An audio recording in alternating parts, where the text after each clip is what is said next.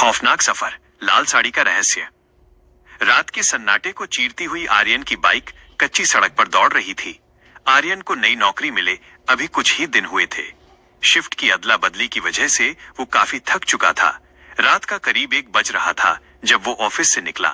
Highway पर उसके साथ कई और सहकर्मी भी थे, लेकिन धीरे धीरे सब अपने अपने रास्तों पर मुड़ गए और आर्यन अब उस सुनसान सड़क पर अकेला था। सड़क किसी काले सांप की तरह अंधेरे में लिपटी हुई थी। हेडलाइट की रोशनी के अलावा दूर दूर तक कुछ नजर नहीं आ रहा था। तभी अचानक आर्यन को पीछे से एक हॉर्न सुनाई दिया। उसने अपनी बाइक साइड की और देखा कि एक कपल पति पत्नी उसे ओवरटेक करके आगे निकले। वो चेतावनी और सन्नाटा। आर्यन की नजर अचानक पीछे बैठी औरत पर पड़ी। उसने लाल साड़ी पहनी थी और उसका पल्लू हवा में लहराते हुए बाइक के पिछले पहिए के बेहद करीब था। आर्यन को लगा कि कहीं कोई बड़ा हादसा न हो जाए। उसने अपनी रफ्तार बढ़ाई और उस बाइक के बगल में जाकर चिल्लाकर कहा, भाई साहब ध्यान दीजिए, बहन जी का पल्लू पहिए में फंस सकता है। इतना कहकर आर्यन तेजी से आगे निकल गया। उसे तसल्ली थी कि उसने किसी की जान बचाई। लेकिन कुछ ही देर बाद वही बाइक वाला फिर से आर्यन को ओवरटेक करके आगे निकला। आर्यन की नजर जब उस बाइक पर पड़ी तो उसके होश उड़ गए। पीछे वाली सीट खाली थी। अदृश्य सवारी। आर्यन ने घबराकर बाइक की स्पीड बढ़ाई और उस आदमी को रुकने का इशारा किया।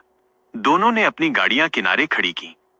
आर्यन ने हांफते हुए पूछा, भाई साहब आपकी पत्नी कहाँ है? अभी तो वो पीछे बैठी थी। उस बाइक वाले का चेहरा सफेद पड़ गया और वो थर थर कांपने लगा। उसने डरते हुए पूछा, आप किस औरत की बात कर रहे हैं? मैं तो दफ्तर से अकेला आ रहा हूं। मैंने किसी को लिफ्ट तक नहीं दी। आर्यन के रोंगटे खड़े हो गए। दोनों ने पलटकर पीछे सड़क की गहराई में देखा तो वहां एक धुंधली सी आकृति दिखाई दी। डर के मारे दोनों की सांसें अटक गईं। तभी सामने से एक तेज हॉर्न की आवाज आई और दोनों ने बिना एक पल गंवाए अपनी बाइक स्टार्ट की और सरपट घर की ओर भागे। खौफ का अंत या शुरुआत? आर्यन घर पहुंचा, लेकिन नींद उसकी आंखों से कोसों दूर थी।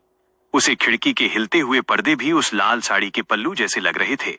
अचानक उसे लगा जैसे कोई उसका नाम पुकार रहा है।